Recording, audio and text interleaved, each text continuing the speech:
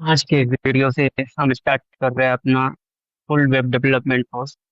ये basically actually दूसरा video है हमारा इस कोर्स का। इससे पहले हमने एक वीडियो बनाई थी जिसमें मैंने कोर्स का पूरा स्ट्रक्चर बताया था, क्या कंटेंट होगा, क्या करिकुलम होंगे हम हमारे कोर्स के, कैसे आपको फॉलो अलोंग करना है इस कोर्स में। तो अगर आपने वो वीडियो नहीं देखी है तो उसका लिंक मैं डिस्क्रिप्शन में डाल दूंगा, आप उस वीडियो को देख लें। तो इस वीडियो को स्टार्ट करते हैं। ये हमारा पहला वीडियो है, तो इसमें हम वेब डेवलपमेंट के फंडामेंटल टर्मिनोलॉजी को समझेंगे, जो एज ए वेब डेवलपर आपको पता होनी चाहिए। तो सबसे पहले हम बात करते हैं इंटरनेट के बारे में कि इंटरनेट क्या होता है। तो बेसिकली इंटरनेट एक ग्रुप ऑफ कंप्यूटर होते हैं जो बहुत बड़े नेटवर्क से कनेक्टेड होते हैं और आपस में डेटा ट्रांसफर कर सकते हैं, डेटा ट्रांसमिट कर सकते हैं। ये डेटा फिर क्या होता है, डेटा ये किसी भी टाइप के डेटा हो सकते हैं, जैसे टेक्स्ट डेटा हो गया, इमेज फाइल्स हो गई, या फिर वीडियो हो गए, ऑडियो हो गए। ये डेटा शेयर किया जा सकता है, एक कंप्यूटर से दूसरे कंप्यूटर में ट्रांसफर किया जा सकता है इंटरनेट पे। जैसे आप यहाँ पे डायग्राम में देख सकते हो, एक ये कंप्यूटर है, एक ये कंप्यूटर है, ये सारे ही आपस में एक इंटरनेट से कनेक्टेड हो। तो इसमें क्या होगा, एक एक कंप्यूटर ए कंप्यूटर बी को डेटा ट्रांसफर कर सकता है, आइदर कंप्यूटर बी कंप्यूटर ए को डेटा ट्रांसफर कर सकते हैं। तो इसी तरीके का एक ये काइंड ऑफ स्ट्रक्चर होता है कंप्यूटर के नेटवर्क का, जिसमें बहुत सारे डिवाइस आपस में कनेक्टेड होते हैं। यही होता है इंटरनेट। फिर इसमें एक कंसेप्ट होती है आईपी एड्रेस की। जैसे आप एक फोन कॉल का एग्जांपल लो कि आपको अगर किसी को कॉल करना हो तो आपको उसका नंबर चाहिए होगा जिसके थ्रू आप उसको कॉल कर पाए। तो किसी तरह इंटरनेट में कि अगर हमें किसी दूसरी डिवाइस पे कनेक्ट करनी है एक डिवाइस से, तो हमें उस डिवाइस की कुछ आइडेंटिफिकेशन चाहिए होगा ताकि हम उसको कनेक्ट कर पाए। तो ये आइडेंटिफिकेशन होता है IP address. IP address basically एक यूनिक नंबर होता है जो सारे ही डिवाइस को, जो भी डिवाइस इंटरनेट एक्सेस करते हैं उसको ये असाइंड होती है, और इसी के थ्रू ये कनेक्शन बिल्ड हो पाता है। और एक डोमेन होती है आईपी। बेसिकली ये रीडेबल नहीं है, इसको उतना याद रख पाना संभव नहीं है, ये प्रोफेशनल भी नहीं है। तो इसके लिए डोमेन काम में लिया जाता है। डोमेन बेसिकली क्या होता है, आईपी एड्रेस के साथ इसकी मैपिंग होती है।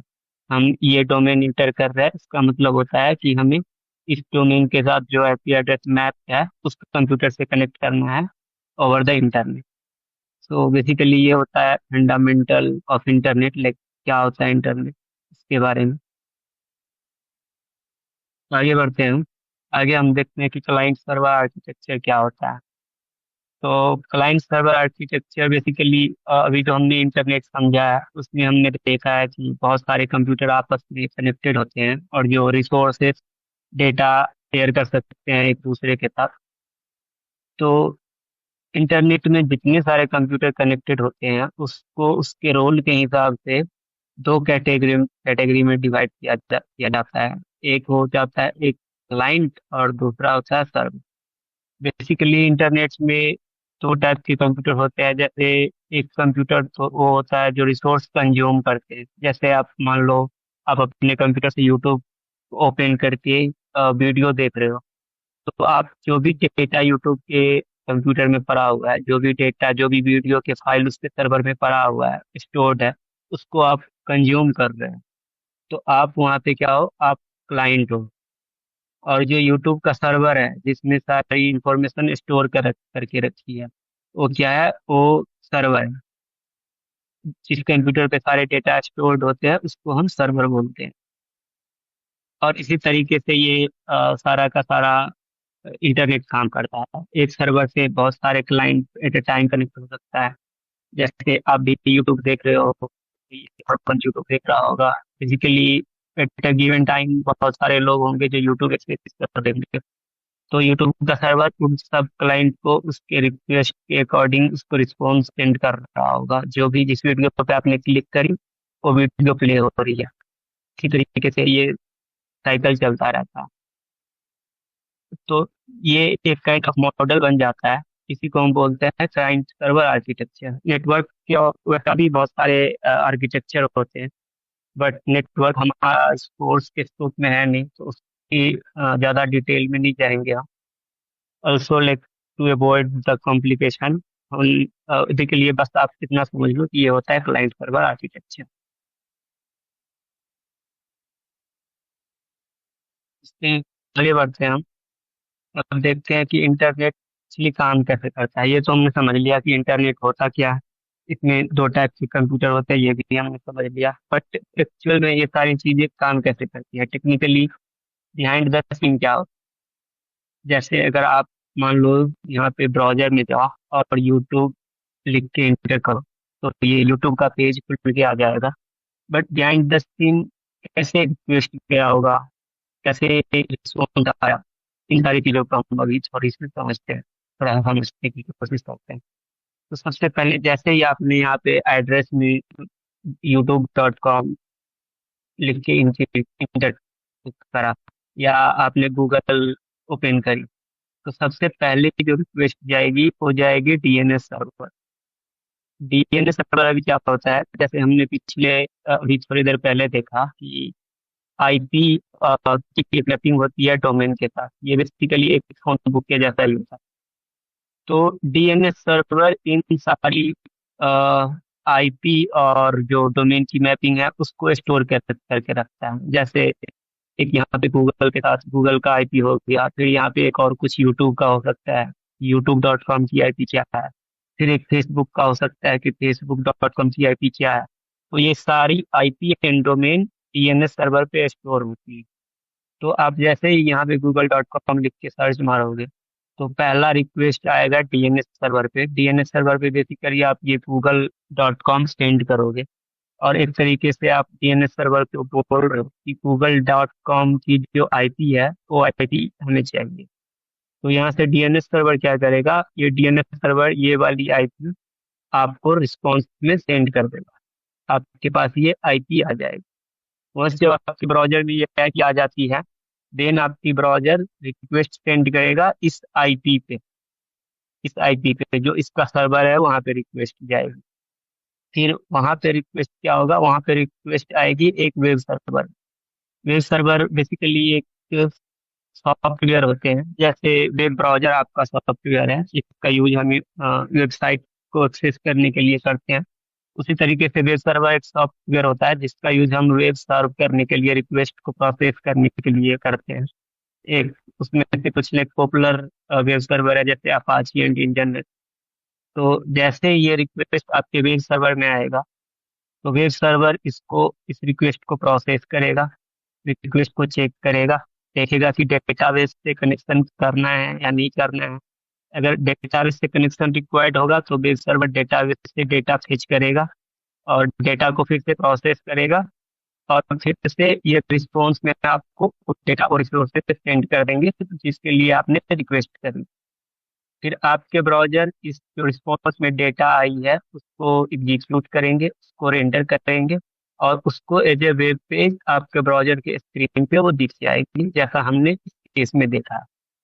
और ये साइकिल की तरह चलते रहता है। जैसे अगर मान लीजिए मैंने फिर यहाँ पे किसी लिंक को क्लिक करा, तो फिर से सेम साइकिल रिपीट हुआ होगा।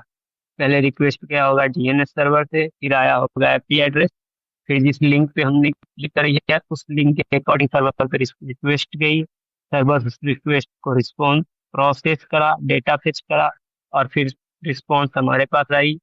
ब्राउजर ने उस रिस्पॉन्स को रीड किया, उसको एग्जीक्यूट किया, और वेब पेज यहाँ पे दिखा दिया। ये एक साइकिल पे चलते रहता है। यही होता है इंटरनेट का बेसिक फंडामेंटल वर्क।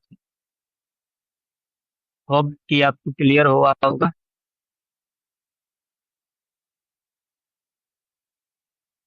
इसके बाद हम आगे बढ़ते हैं और थोड़ा सा समझने की कोशिश करते हैं कि वेब क्या होता है। जो ट्रिपल डब्ल्यू और या तो वर्ल्ड वेब जिसको हम बोलते हैं वो क्या होता है।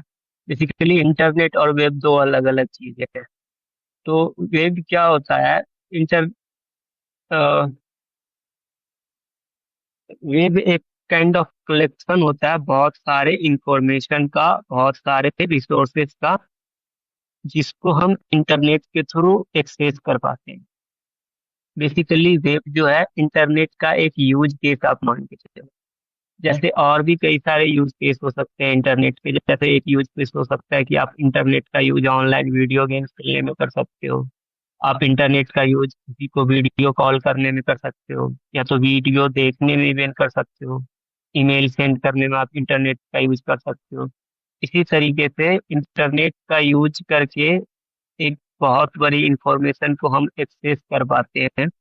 उसी इंफॉर्मेशन को, कलेक्शन को हम वेब बोलते हैं। ठीक है। एक्चुअली में वेब बने होते हैं बहुत अलग अलग वेब पेज से, अलग अलग वेबसाइट से, और अलग अलग वेब सर्विस से। वेब पेज जैसे यहाँ पे हमने यूट्यूब खोली, तो ये जो सारा का सारा इंफॉर्मेशन में दिख रहा है, ये रिप्रेजेंट करता है एक वेब पेज। और हमने, अगर मान लीजिए यहाँ पे कोई दूसरी पेज हमने ओपन करी, तो ये एक दूसरा वेब पेज है। और इस पे सारे के सारे रिलेटेबल वेब पेज है, और ये सारी की सारी यूट्यूब की जितनी भी वेब पेज है उसके कलेक्शन को हम एक वेबसाइट को बोलते हैं, जो यहाँ पे यूट्यूब। और ऐसे ऐसे बहुत सारे वेब पेज, बहुत सारे वेबसाइट का जो कलेक्शन है उसको हम बोलते हैं वेब। और वो सारी इंफॉर्मेशन हमें एक्सेसिबल होती है थ्रू इंटरनेट। ठीक है। यूजुअली हम वेब को एक्सेस करने के लिए वेब ब्राउजर का यूज करते हैं, जैसे क्रोम हो गया, फायरफॉक्स हो गया, सफारी हो गया। This these are just basic stuff you must have known it. Web actually just a part of internet है। इंटरनेट के और भी बहुत सारे एप्लीकेशन है, जैसे कुछ हमने चर्चा भी करी है, वीडियो गेम एंड ऑल। और अभी जैसे हमने वेबसाइट का भी डिस्कशन करा है कि इस पे कितने सारे अलग अलग पेजेस हैं। अगर एक पेज हो गया, या कोई दूसरे लिंक को आप क्लिक करोगे तो वो एक पेज हो गया। उस सारे पेज के कलेक्शन को हम वेबसाइट बोलते हैं। और एक वेबसाइट पे डाटा क्या क्या हो सकते हैं, टेक्स्ट हो सकता है, इमेजेस होते हैं, वीडियो होते हैं, या तो किसी और, किसी दूसरे वेबसाइट का या फिर किसी दूसरे पेज का, वेब पेज का लिंक होता है, फॉर्म होते हैं। इस फॉर्म के मदद से हम लॉग इन कर पाते हैं किसी वेबसाइट पे, या तो कोई भी चीज सर्च कर पाते हैं। और भी अलग अलग इंटरेक्टिव एलिमेंट हो सकते हैं। और सभी वेबसाइट चिपली होस्टेड होते हैं एक वेब सर्वर पे।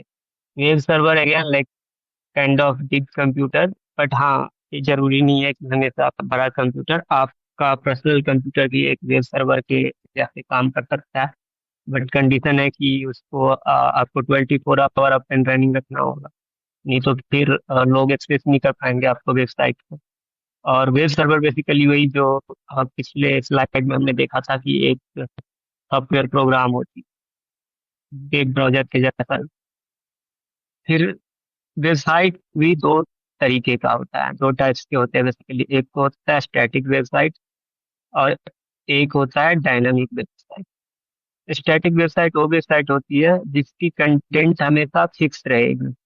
कोई भी यूजर उसको कभी भी एक्सेस करे, उसकी कंटेंट हमेशा फिक्स रहेगी। बोलती है स्टैटिक वेबसाइट। जैसे अगर आप गूगल का होम पेज खोलो, या तो कोई किसी कंपनी की जो इंफॉर्मेटिव वेबसाइट है, उसकी जो कंटेंट है वो हमेशा फिक्स रहती है। तो इसको, इस तरीके की वेबसाइट को हम बोलते हैं स्टैटिक वेबसाइट। स्टैटिक वेबसाइट को बनाने के लिए हम यूज में लेते हैं HTML हो गया, CSS हो गया। सम केस में जावास्क्रिप्ट भी यूज में लिया जाता है स्टैटिक वेबसाइट को बनाने के लिए। ठीक है। वेबसाइट, स्टैटिक वेबसाइट में सर्वर का रोल बस इतना सा होता है कि वो फाइल ऑलरेडी बनी हुई है, सर्वर पे स्टोर्ड है, और जैसे ही किसी यूजर ने रिक्वेस्ट करा, तो वो एज इट इज उस फाइल को सर्व कर देगा, रिस्पॉन्स में भेज देगा। उसमें कोई रिक्वेस्ट को प्रोसेस करना या डेटा फेच करना, वो सारी चीजें नहीं होती है। इस तरीके के वेबसाइट में अगर आपको उस वेबसाइट की कोड को मैनुअली रीच करनी पड़ेगी। और इस तरीके के वेबसाइट के कुछ एग्जांपल है, जैसे पोर्टफोलियो का वेबसाइट हो गया, किसी प्रोडक्ट के ब्रोशर हो गए, या किसी कंपनी का इंफॉर्मेटिव पेजेस हो गए जहाँ पे उन्होंने अपने कंपनी के बारे में, अपने सर्विसेज के बारे में बता रखे हैं। वो आते हैं स्टैटिक वेबसाइट के कैटेगरी में।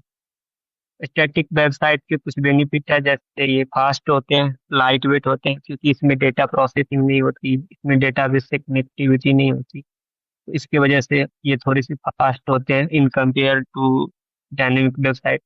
इसको होस्ट करना बहुत ही आसान होता है, और ये सिक्योर होते हैं। एट द सेम टाइम इसके कुछ ड्रॉबैक्स भी होते हैं, जैसे इसको अपडेट करना, इसको स्केल करना थोड़ी सी कॉम्प्लिकेटेड होती है, क्योंकि जब भी आपको वो इसकी एक्चुअल कोड में एडिटिंग करनी पड़ेगी, इसमें यूजर इंटरेक्शन पॉसिबल नहीं हो पाता है, जैसे लॉग इन करना या किसी रिसोर्स को, किसी वीडियो को सर्च करना, वो सारी चीजें इसमें पॉसिबल नहीं हो पाती है। उसके बाद हम बात करते हैं डायनामिक वेबसाइट की। तो जो डायनामिक वेबसाइट होती है उसकी content on the fly generate होती है। इसकी कंटेंट तब जनरेट होती है जब यूजर इस पेज को एक्सेस करेगा। आप एक एग्जांपल से समझो, जैसे इंस्टाग्राम का प्रोफाइल पेज है। इंस्टाग्राम का प्रोफाइल पेज अगर आप एक्सेस कर रहे हो तो वहाँ पे आपके रिलेटेड कंटेंट दिखाएंगे, आपका प्रोफाइल पिक्चर दिखेगा, आपका यूजर नेम दिखेगा। But same Instagram profile page को अगर कोई दूसरा यूजर एक्सेस कर रहा है तो उसके यूजर आईडी पे, तो उसकी कंटेंट वहाँ पे दिखेगी, उसकी प्रोफाइल पिक्चर दिखेगा। तो ये एक एग्जांपल है डायनामिक। डायनामिक वेबसाइट बनाने के लिए HTML CSS का यूज होता है, और उसके साथ साथ एक किसी बैकएंड प्रोग्रामिंग लैंग्वेज की यूज होती है। ये लैंग्वेज या तो PHP हो सकती है, पाइथन हो सकती है, या तो Node.js हो सकती है। और उसके साथ एक डेटाबेस जिसमें सारी की सारा सारा का सारा डेटा स्टोर हो सकता है, ये चाहिए होता है। इसमें सर्वर का रोल होता बहुत ही अ, अधिक होता है। ये रिक्वेस्ट को प्रोसेस करता है, स्क्रिप्ट रन करता है, डाटाबेस से डाटा फेच करता है, देन कंटेंट जनरेट करके वो रिस्पॉन्स में सेंड करता है। एक अच्छा एग्जांपल है डायनामिक वेबसाइट का वर्डप्रेस, और इवन यूट्यूब भी एक डायनामिक वेबसाइट है। अगर आप यूट्यूब ओपन करोगे अभी, तो मे बी आप में डिफरेंट वीडियो है, डिपेंडिंग ऑन कि आपकी क्या फीड जनरेट हो रही है यूट्यूब के एल्गोरिथम में, उसके अकॉर्डिंग इसको अपडेट करना। जैसे social media, e commerce website, जो ब्लॉगिंग की जितनी सारी वेबसाइट है, जैसे ब्लॉगर हो गए, वर्डप्रेस हो गए, वो सारी डायनामिक वेबसाइट का एग्जाम्पल है। इसके कुछ बेनिफिट है, जैसे ये इंटरेक्टिव होते हैं, ये पर्सनलाइज्ड होते हैं, ये आपके हिसाब से कंटेंट जनरेट करके दिखाएगा। इसको अपडेट करना, इसको स्केल करना इजी होता है, ये डेटाबेस के साथ कनेक्ट हो सकते हैं। ये कुछ इसके बेनिफिट है। इसके कुछ ड्रॉबैक भी है, जैसे ये का परफॉर्मेंस थोड़ा सा स्लो होता है, क्योंकि इसमें डेटा प्रोसेसिंग होती है, और इसको मैनेज करना थोड़ी सी कॉम्प्लेक्स होती है। इसको लाइक डिप्लॉय डिप्लॉय तो नहीं बोलेंगे, इसको पब्लिश करना भी थोड़ा सा कॉम्प्लेक्स होता है। फिर इसके बाद हम बात करते हैं वेब डेवलपर का। तो का रोल होता है कि वो वेब वेब पेज बनाते हैं, सर्वर को मेंटेन करते हैं, वेबसाइट को मेंटेन करते हैं। तो डिपेंडिंग ऑन वेब डेवलपमेंट, फिर उसके बाद वेब डेवलपमेंट को भी, एक्चुअली वेब डेवलपमेंट की जो प्रोसेस है उसको दो पार्ट में कैटेगराइज कर दिया गया है। पहली जो है वो फ्रंट एंड डेवलपर है, और एक दूसरी है बैक एंड डेवलपर। तो क्या होता है फ्रंट एंड डेवलपर, तो हम फिर से इस डायग्राम से समझने का कोशिश करेंगे। तो इसमें जैसे हमने बात करी थी कि इसमें एक सर्वर होता है और एक यूजर होते हैं। तो यूजर पे जो भी चीजें आपको यूजर साइड पे दिख रही है, जैसे कि अभी यहाँ पे यूट्यूब पे आप आओगे तो इस पे जो भी आपको ये पिक्चर दिख रहा है, जितने सारे बटन दिख रहे हैं, लोगो दिख रहा है, टेक्स्ट है, ये फॉर्म है, तो ये सारा का सारा काम होता है एक फ्रंट एंड डेवलपर। यहाँ पे कुछ भी सर्च करते हो तो ये सर्च जब बैकएंड पे जाता है, फिर उस सर्च के अकॉर्डिंग जो वीडियो फेच होगी, वीडियो की जो सॉर्टिंग होगी, मतलब बैकएंड पे जो भी डेटा प्रोसेस होगा, जो भी लॉजिक रन करेगा, उस सारा का सारा काम होता है एक बैकएंड डेवलपर का। अगेन फ्रंट एंड डेवलपर जो है वो वेबसाइट के लेआउट बनाते हैं, उसकी यूआई यूएक्स डिजाइन करते हैं, उसकी रिस्पॉन्सिवनेस का वो इंश्योर करते हैं कि टैबलेट पे कैसा दिख रहा है, साइट लैपटॉप में कैसा दिख रहा है, फोन में कैसा दिख रहा है, स्टाइलिंग के बारे में कि टेक्स्ट का कलर क्या होगा और लोगो का साइज क्या होगा, वो सारी चीजें एक फ्रंट एंड डेवलपर का रोल होता है। वहीं पे एक बैक एंड डेवलपर के सर्वर साइड लॉजिक का रोल होता है। Back end developer basically node JS use करते हैं या तो पाइथन यूज करते हैं। ये बैकएंड डेवलपर और एक डेटाबेस चाहिए होता है। ये डेटाबेस इधर मोंगोडीबी, माइस्क्यूएल और कोई दूसरी डेटाबेस भी हो सकती है। उसके साथ एपीआई इंटीग्रेट करना, एपीआई डेवलप करना भी बैकएंड डेवलपर का रोल होता है। एपीआई क्या होता है उसके बारे में हम कोर्स में आगे डिटेल में चर्चा करेंगे। और बैकएंड डेवलपर की कुछ रिस्पॉन्सिबिलिटी होते हैं, जैसे ये डेटा स्टोरेज को हैंडल करना, डेटा को रिट्रीव करना, सर्वर की लॉजिक हैंडल करना, ये सारा एक बैकएंड डेवलपर का रोल। लॉगिन को वेरीफाई करना, क्रेडेंशियल चेक करना, ये सारा का सारा एक बैकएंड डेवलपर का। फिर उसके बाद एक तीसरी कैटेगरी है जिसको हम बोलते हैं फुल स्टैक डेवलपर। ये बेसिकली वो लोग होते हैं जिसको बैकएंड भी आती है और जिसको फ्रंट एंड भी आती है। ये दोनों काम को कर सकता है, यानी वीडियो भी बना सकता है और ये वेबसाइट के सर्वर पे भी काम कर सकता है। ये बेसिकली एक मिक्स होता है फ्रंट एंड का और बैक एंड। इसकी रिस्पॉन्सिबिलिटी एक कंप्लीट वेब एप्लीकेशन बनाना होता है फ्रॉम स्टार्टिंग टू एंड। और ये सर्वर को मैनेज कर सकता है, डेटाबेस को मैनेज कर सकता है, इंटरफेस भी डिजाइन कर सकता है। तो यही थी आज की वीडियो में। होप कि आपको सारी चीजें समझ में आई हो। अगर किसी को कोई दिक्कत है वीडियो, तो आप कमेंट में पूछना। और वीडियो के बारे में फीडबैक भी आप कमेंट में दे सकते हो। और आपको ये वीडियो अच्छी लगी तो लाइक कर देना। हम मिलते हैं अगले वीडियो में। अगले वीडियो से हम एक्चुअल में डेवलपमेंट पे आएंगे, जहाँ पे हम कोड लिखना शुरू करेंगे एक्चुअल में, और फ्रंट एंड स्टार्ट करते करेंगे हम नेक्स्ट वीडियो से। अभी के लिए इतना।